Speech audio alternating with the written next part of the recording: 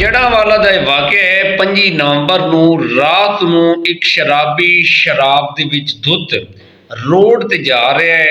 Police जिस तरह रात नूं गश्त ते हुंदी मामूल दे मुताबिक उत्थों उन्हां दा गुजरन होया ते ओह सामने लाइटां दे अगे आया ते पुलिस ने उन्होंने जनाब पकड़िया है। उसके कोलों पूछताछ की कितों आ रहा और नफरी नूं पता लग गया है कि ये दुत है। उन्होंने जनाब उसनूं पूछे कि कै कौन तेन पिलांदा है। इन्हें कहा जी मैं दोस्त दे आ गया सी तो उत्थों पीती है। वो कहने का कारोबार करना। उन्होंने बकायदा बड़ी छानबीन की और उसने जनाब एक सच उगलिया है कि मैं अपने वालिद नूं ठिकाने लाया सी कुछ अरसा पहले। तो पुलिस ने जदों कतल छुप नहीं सकता यह मुकम्मल तफसील दे नाल तुहाडे नाल डिस्कस करांगे। साडे चैनल सबसक्राइब करो, बेल आइकन बटन प्रेस करो जी। दोस्तों यह जड़ांवाला दा वाक़या है। पुलिस उसनूं जनाब पूछताछ कर रही है। उन्हें कहा जी किनू ठिकाने लाई। उन्हें कहा जी मैं अपने बाप नूं। पुलिस जिहड़ा सब इंस्पैक्टर है सी वो हक्का बक्का रह गया। उन्हें अपने जिहड़े स्टाफ है सी उन्हां दे नाल देखिया है और उन्हें आख्या इहदे कोलों मजीद जिहड़ा इहनूं पुछदे आ। उन्हें जनाब पूछया। उन्हें कहा जी मैं झूठ नहीं मारांगा, जो तुहाडे नाल गल करांगा सच करांगा। उन्हें कहा जी शराब बेचदा। उन्हें कहा नहीं जी बस मामूल के मुताबिक पीना। उन्हें कहा कितने की बोतल। उन्हें कहा जी मेरे को तो पैसे नहीं सी, मेरा दोस्त मैनूं फ्री देंदा। अच्छा उन्हें कुछ सच उगलिया है कि 9 साल पहले मैं अपने बाप नूं ठिकाने लाया सी, यानी कि मौत के घाट उतारिया सी।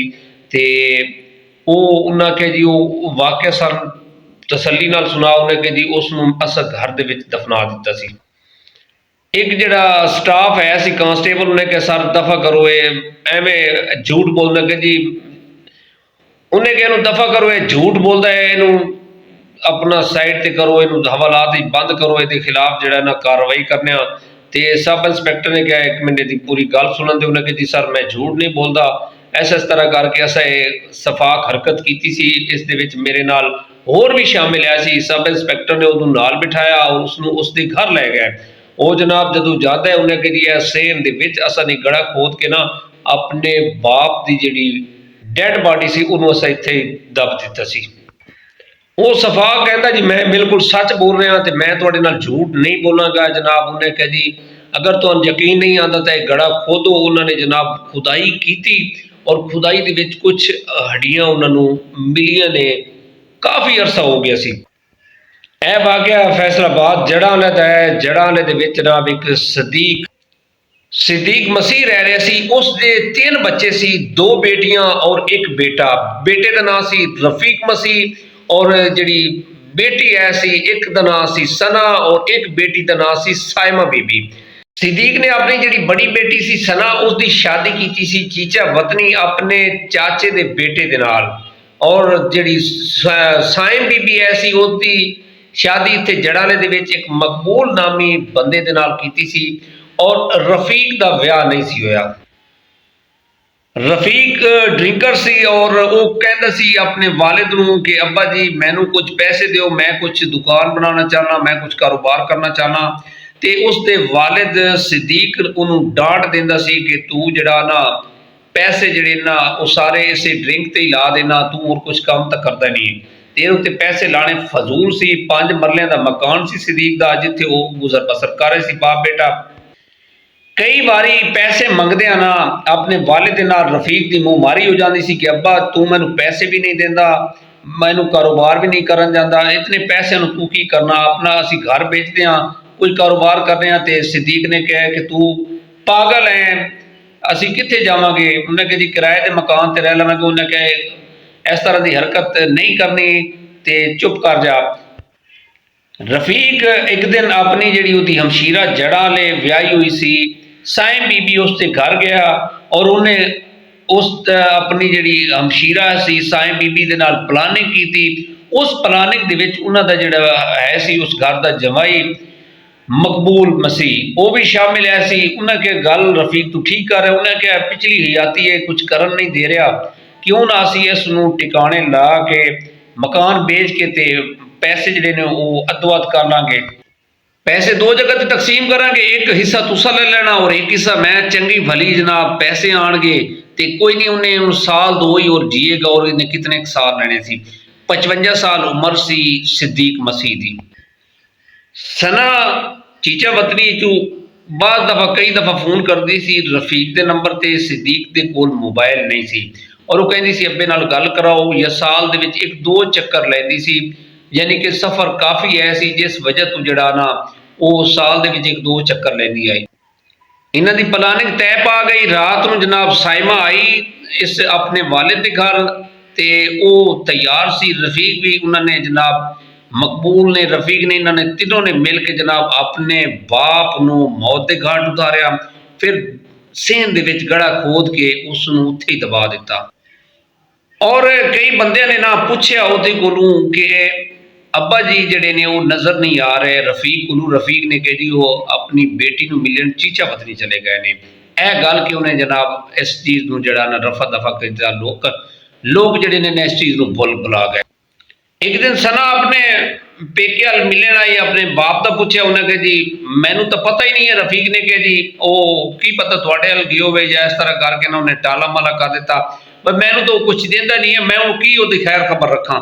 ਇਸ ਤਰ੍ਹਾਂ ਕਰਕੇ ਫਿਰ ਉਹ ਆਪਣੀ ਜਿਹੜੀ ਸਿਸਟਰ ਹੈ ਸੀ ਸਾਈਂ ਬੀਬੀ ਕੋਲ ਸਨਾ ਗਈ ਹੈ। ਸਨਾ ਨੇ ਕਿਹਾ ਜੀ ਅੱਬੂ ਤੁਹਾਡੇ ਵੱਲ ਤਾਂ ਨਹੀਂ ਆਏ? ਉਹਨੇ ਕਿ ਜੀ ਨਹੀਂ ਜੀ, ਸਾਨੂੰ ਤਾਂ ਨਾ ਕੋਈ ਉਹਨੇ ਖੈਰ ਖਬਰ, ਨਾ ਕੋਈ ਕਦੀ ਕੋਈ ਪੈਸੇ ਦਿੱਤੇ ਨੇ। ਅਸਾਂ ਜਨਾਬ ਉਹਦਾ ਖਾੜਾ ਹੀ ਖਤਮ ਹੈ, ਅਸਾਂ ਕਦੀ ਨਹੀਂ ਉਹਦਾ ਪਤਾ ਕੀਤਾ।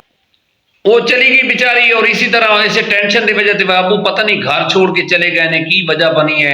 इस गल नूं 9 साल हो गए। दरम्यान दे विच साइम बीबी ने रफीक नूं कहा कि मकान बेच। उन्हें कहा जी मैं अजे नहीं बेचदा, बंदे जिहड़े ना शक करनगे। इस गल नूं भी काफ़ी अरसा गुजरा तो एक दिन रफीक ने अपनी बहन नूं धमकी दी कि अगर तुसां चूं चरां कीती तां तुसीं भी मेरे नाल शामिल आए।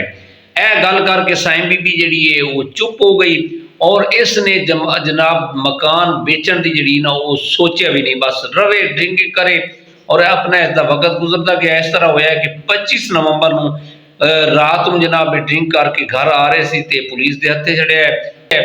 उस तो बाद पुलिस ने पूछताछ की। उन्हें कहा जी मेरी जी एक हमशीरा है सना, वो चीचा वतनी ब्याही हुई है। उन्होंने उसका नंबर लिया, उसनों बुलाया और SHO साहब ने उस सना नूं सारी कारगुजारी, सारी स्टोरी सुनाई। वो बेचारी बड़ी रोई, उन्हें बड़ा दुख का इजहार किया। उन्हें कहा मैं इन्होंने जदों कवां ये कहते ने साड़ी अब्बे ने खबर नहीं रखी तो असी उसकी किस तरह रखी है।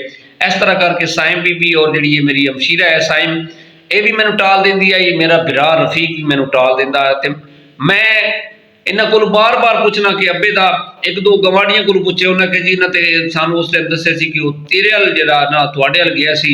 तो इस तरह करके इन्होंने जनाब जी गल्लां ने उन्होंने घुमा फिरा के इतने अरसा गुजर गया। सना की मुदैयत के FIR कटी गई। इन्होंने 3 मुलजिम जोड़े ऐसी सफाक मुलजिम, रफीक और साइम बीबी और मकबूल के खिलाफ FIR कटी गई। जमीन के छोटे जे टुकड़े चंद पैसे की खातिर इन्होंने एक बड़ा वड्डा बलंडर किया है। अपने सगे बाप नूं बेटी अल्लाह की रहमत होंदी है तो इस सफाक औरत ने अपने भाई दे नाल मिल के अपने वालिद नूं मौत के घाट उतारिया।